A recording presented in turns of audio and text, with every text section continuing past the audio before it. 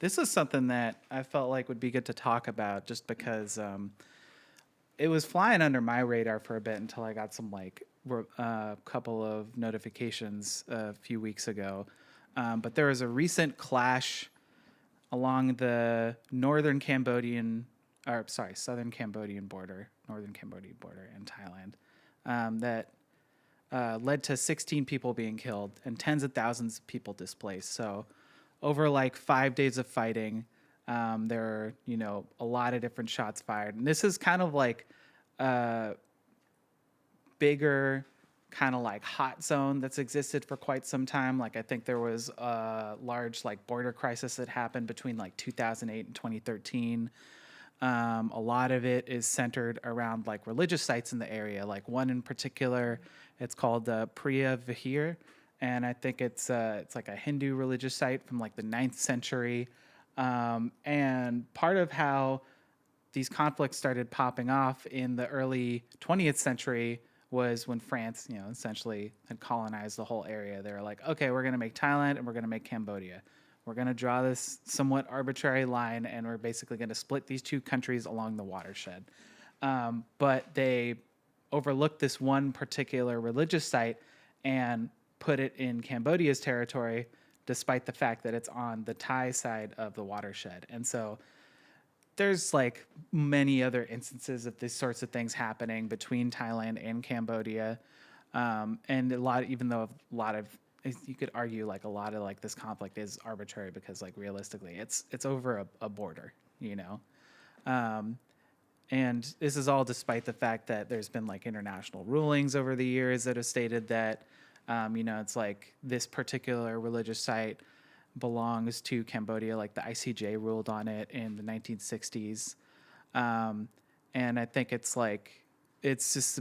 interesting to look into because like I think there were a couple aspects to it. First of all, there's like the deeper like religious, ethnic, cultural tension that lies between it and political association with it. And also like, the US government ended up stepping in, and Trump essentially said like, I'm not going to do trade deals with either of y'all unless you have a ceasefire that's in effect. But even since then, in the past couple of days, we're recording on August 10th. A couple of days ago, there was, I think it was a Thai soldier who was injured by a landmine. And so there's constant accusations of, it's like, oh, they're planting landmines and they're trying to attack us. And they're like, those are old landmines, Apparently there's a lot of landmines in Southeast Asia. It's a big problem in Myanmar as well. Left by the United States. Yeah, pretty much. And I think I don't know, personally I thought it'd be pretty interesting just to hear your thoughts on this, because I think there's a couple aspects that obviously there's like the tension between these two countries, but also like who, is really propping these countries up. I think Thailand historically has been a really strong ally, you could put it, to the United States. The United States has often been in their camp, and Cambodia has often been in the camp of China, especially since the 1960s. Like I was doing some research today that was talking about the Belt and Road Initiative that China has, and 70% of the new roads and bridges that have been built in Cambodia have been built through the Belt and Road Initiative that China is putting forward, like they're doing in many other parts of the world. And I think the country as a whole probably has about like $9 billion in loans, and about 4 to 5 billion of those dollars are to China for stuff along the Belt and Road Initiative. So I don't know, I'd just be curious to hear your thoughts on any of these things that I just brought up. No, I know no, there's a lot of course, different course, things. course. Well, I think like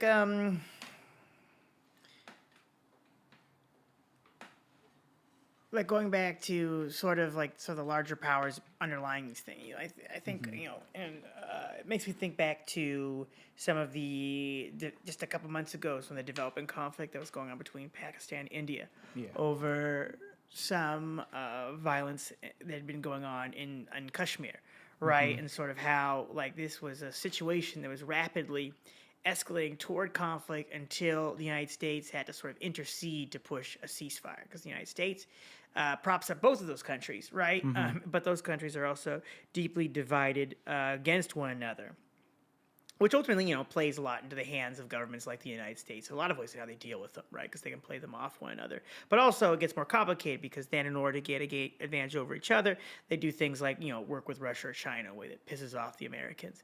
And same thing, but differently. Going back, circling back to what's going on with Cambodia and Thailand, I see, it's one particular way how you see like these larger inter-imperialist conflicts take place. And what I mean is, within a Cold War, there's lots of hot wars, right? So during the Cold War, we had all many different conflicts, or were at least involved in a lot of different conflicts that the Soviet Union was at the opposite side of, right? So we claim to support some conflict in the side of this conflict in order to advance the United States' interests over our enemies, right? And so as I view it, like,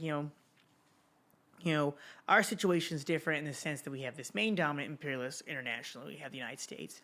And then following behind it in terms of economics, in some ways the economy is much larger, is, China. In China, their development programs are another form of imperialist interference that is actually starting to rival the United States, at least economically, if not militarily. Really, that's a controversial thing for you to say, Dayton. Just the numbers. There's over 2 billion of them, and they all have jobs. And then, you think of like also playing out, there's also the United States relationship with Russia, right? Used to be part of the Soviet Union, used to be like the principal like enemy of the United States. Now it's definitely not the principal enemy of the United States, but definitely is trying to reassert itself in its part of the world in a way that undermines U.S. interests. And so the United States, props up the Ukrainian government to try to embarrass them. And then that goes left for the Americans and the Ukrainians.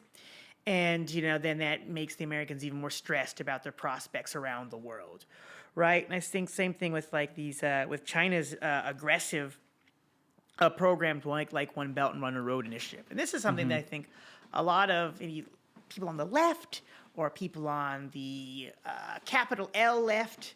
People on the internet.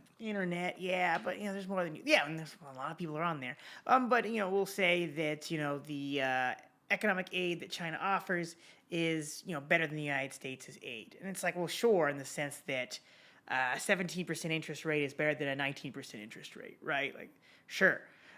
Some of these programs might be preferential to the U.S.'s financial aid, but still basically, cash for sovereignty, right? So they give these investments, and then it's a way to get these countries to secede pieces of their sovereignty, slower or more quickly. So, in these different conflicts, they become more complex. I think it's interesting to hear and learn more about what's going on in Cambodia and Thailand. A lot of these land disputes take the shape of like religious conflict. Yeah. But particularly it's along this little conflict of the watershed, right? It's a very interesting thing we see now, like in places like, India or in Palestine, right? Where often concrete struggles between different classes of people might take the shape of a religious conflict, right? Like, who does it, Muslims or Jews who get to go to the Temple Mount and worship there? Who gets to have a temple in Al-Quds in Jerusalem, right? But in reality, it's not about actually the religious freedom of either party. It's over like not. Who gets to actually, who gets to live here? Who's actually going to be the ruling power over the entire area? The same thing that often the religious conflicts that take place over between, Hindus and Muslims in India. Like very little of it has to do with the actual letter of religious differences. It's all about actually inflicting national oppression upon dominantly the Muslims in India, for instance. Absolutely. Right. It's not, there's this often idea that, that's often the Hindutva folks will often say it. The Muslims are trying to oppress them by forcing conversions onto them. So that's why they have to kill them. But it's not true at all. It's not true at all. Or that mosques have to be turned into temples because those mosques used to be temples. Oh, there's no evidence of them ever being temples. So now they need to be returned to that. So, oftentimes this religious aspect, just using another example, like it kind of underlies these larger interests. So we have to really kind of see between, not just see between the lines, but actually look deeper into sort of who is, sort of what the work that you've done to broker out. Well, when we see this conflict, it's not just a Cambodia-Thailand thing. It's actually... Yeah, it's not just about like a handful of temples on the border. I think it's pointing it back to the fact that it's like, well, there wouldn't even be a conflict in the first place if French didn't colonize all of Southeast Asia and then eventually decide it's like, oh, we're going to make individual countries. It's like, we're tired of dealing with all this stuff, so... Or we're getting forced out of here by people who are just pissed about us being around. So as we saw in Vietnam and in other countries. But yeah, I think going back to the the point about like the difference between like the interest and whatnot. It's still to me it really just seems like a lesser of two evils thing. You know, it's like you can't, if you're really going to argue, it's like, well, this loan's better than that loan. It's like you're still talking about capitalism. You're still talking about banks. You know, and this is fundamentally different than how China used to relate to the country or different countries internationally. Not that there weren't like mistakes and errors or whatnot, but there was a time when, like, you know, they built the Tazawa Railway in Africa. You know, and they literally just gifted a railway to a country because they were like, you need to be able to have a train that you can use to like be able to deal with all the different stuff that's going on in the area.